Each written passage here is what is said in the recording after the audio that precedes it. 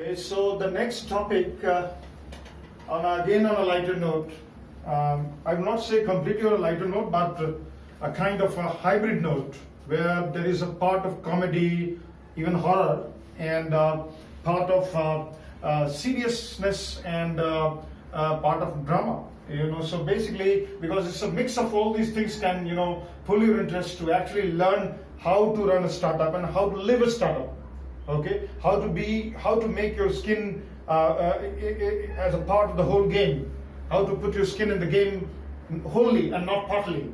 Now, to start with, I have basically three different credentials that I have written here at the top as from the standpoint of comparative analysis, and I'll be comparing practical credentials vis-a-vis academic and IB credentials. Now, if you see in the market today, if you are in job, till the time you are in job, you actually gain experience. Now, before that, you had your own academic credentials based on which you were eligible to find a job. Okay, and then you were trained and you sustained in a company, you started learning, you gathered some practical experience, and that defines your practical credentials.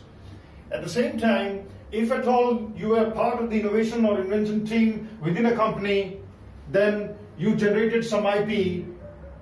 Having said that, you generated some files, some patents, and did some inventions. That defines your IP credentials. These three different credentials can be subjected to comparative analysis to understand what is actually needed from the standpoint of running a startup, building a startup, operating and running a startup. And I'd like to point out what is about academic credentials. Today in the market, if you see, the market is totally guided by academic credentials. Now, people who have studied from tier one institutions all over the world like Stanford, Harvard, with due respect to them, while and with no offense whatsoever, I would like to point out that merely studying from big institutions like Stanford, Harvard, or even in India or elsewhere, tier one institution does not make you capable and does not make you eligible to run a startup. That is very important to understand. Unless you buy that argument, if it is given by somebody, or unless this concept is sold to you and you have bought it truly from your within, you are not going to run a startup. Believe me, you'll run a company, you will end up wasting the money of the investor, and you will not do justice to yourself, neither yourself nor the investor.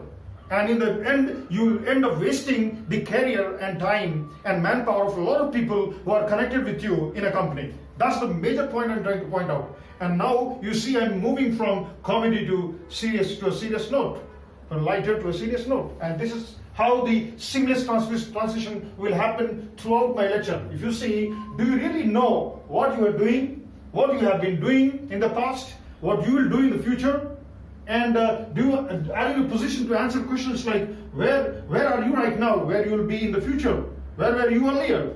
And these are trivial questions like when will you go and take a start, when will you plan your growth hacking strategy, when will you start focusing on numbers, when will you start generating revenue, why should you run a startup, why should you leave your job completely and then start a startup, how to run a startup, how to build, operate, and run a startup, and to whom this startup is being, run or built, for who is the final target audience, what is your market, what are you going to do with those startup? These are the fundamental questions that are very important.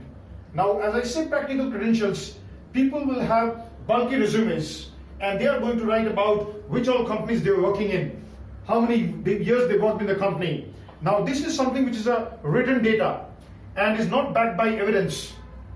So when you go and you face an interviewer, or you face any party who's interested in hiring you, or any party who's interested in investing in you, you have to actually provide substantial evidence in support of the fact that you know your domain well. You are a subject matter expert, and from the standpoint of you being a practitioner, not simply a theorist.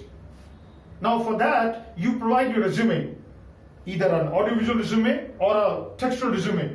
But that is not going to help me. If I'm running the company, I would love to know more about you in terms of the evidence that you provide, whether that evidence is credible evidence. Now, how do I get that? The most important point that you have to understand here is the importance and the role of IP credentials.